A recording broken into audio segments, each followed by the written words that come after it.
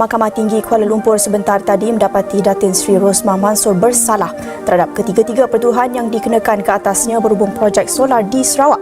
Suruhanjaya Pencegahan Rasuah Malaysia menahan 8 individu termasuk seorang ketua pegawai eksekutif sebuah syarikat teknologi maklumat kerana disyaki menerima rasuah berjumlah antara RM800 hingga RM1,500. Rasuah dan penyalahgunaan kuasa dilakukan untuk kepentingan individu yang merosakkan kepercayaan rakyat, melemahkan demokrasi, membantu ekonomi negara, meluaskan perbezaan kaum dan meruntuhkan sosial dalam kalangan masyarakat Malaysia.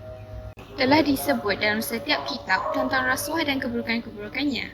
Tiada negara yang bebas dari kegiatan rasuah ini. Hal ini telah dikaji oleh pihak Transparency International The Global Coalition Against Corruption bagi membandingkan tahap rasuah yang terdapat di seantara dunia. Pada tahun 2020, semasa Malaysia mengalami pandemik COVID-19, indeks menunjukkan bahawa Malaysia telah menduduki tangga ke-57, iaitu jatuh 2 anak tangga daripada tahun sebelumnya kerana faktor-faktor tertentu. Rasuah bukan sahaja boleh berlaku dari segi wang ringgit, namun terdapat pelbagai cara yang menyebabkan rasuah berlaku, antaranya politik, pembelaan terhadap jenayah, untuk mendapatkan tender dan banyak lagi. Rasuah kebanyakannya berlaku daripada pihak atasan seperti pemimpin, presiden, menteri dan bukan sahaja itu, ia juga berlaku di kalangan penjawat awam, swasta dan mahasiswa universiti. Hal ini berlaku kerana rasa terdesak atau memikirkan keuntungan sahaja. Rasuah bersifat kompleks kerana penyakit ini sukar untuk dibanteras. Ia bukan sahaja dari segi wang ringgit tetapi boleh terjadi dalam segi merahsiakan kegiatan haram demi keuntungan dan mengkhianati hak orang lain. Jadi, pihak yang bertanggungjawab perlulah lebih peka bagi membanteras kegiatan ini. Antara faktor berlakunya rasuah adalah kurang didikan agama dan moral. Seperti mana yang kita ketahui, semua agama mendidik kita untuk menjadi seorang yang jujur, amanah dan bertanggungjawab dalam menjalankan tugas dalam kehidupan seharian kita.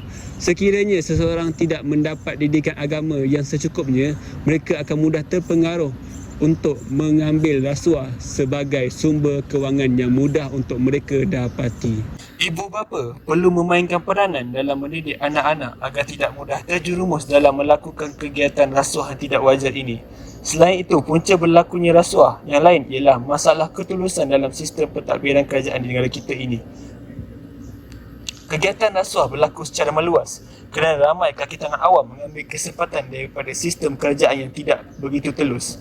Contohnya dari aspek pemberian kontrak dan projek untuk mengaut keuntungan. Lebih-lebih lagi sistem pemantauan terhadap aktiviti-aktiviti yang berlaku dalam kerajaan tidak begitu berkesan dan menyebabkan lebih ramai orang mengambil rasuah kerana mereka tahu akan kelemahan sistem pemantauan tersebut. Sekiranya perkara ini tidak diambil tindakan dengan secepatnya, kegiatan rasuah bakal bertambah susah untuk diberhentikan dan akan menjadi lebih luas. Kesan negatif rasuah. Pertama adalah melumpuhkan fungsi perjalanan sesuatu organisasi. Dengan adanya kegiatan rasuah, tiada siapa akan mengagak tindakan seseorang itu. Kegiatan rasuah akan menghakis kepercayaan orang awam terhadap kecerdikan pandai terhadap negara kita.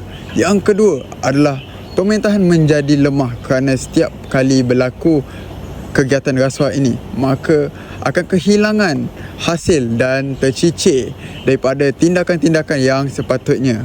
Yang ketiga, menyebabkan pentadbiran sesebuah negara akan menjadi kucak-kacir. Akhirnya ia akan menimbulkan masalah lain seperti kemusuhan ekonomi dan pengabaian kepentingan di dalam negara.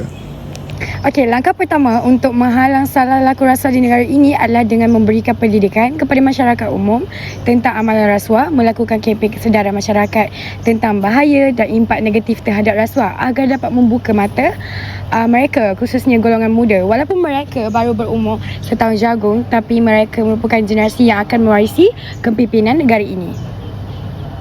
Amalan rasuah dapat dibanteras dengan pelaksanaan undang-undang dan hukuman yang tegas. Umum mengetahui kita mempunyai Suruhanjaya Pencegahan Rasuah Malaysia SPRM sebagai penguatkuasa yang memantau dan bertindak atas salah laku yang melibatkan rasuah. Undang-undang haruslah ketat agar setiap kesalahan dikenakan tindakan segera seperti pengawasan dan penegakan hukum yang efektif terhadap pihak pengawal yang terlibat dengan kes ini. Kesimpulannya, rasuah merupakan wabak sosial yang mestilah dibanteras hingga ke angka umbi. Semua pihak, tidak kira pangkat, bangsa dan agama haruslah bersatu dan menggambling tenaga serta berganding usaha untuk mengatasi gejala rasuah di negara kita.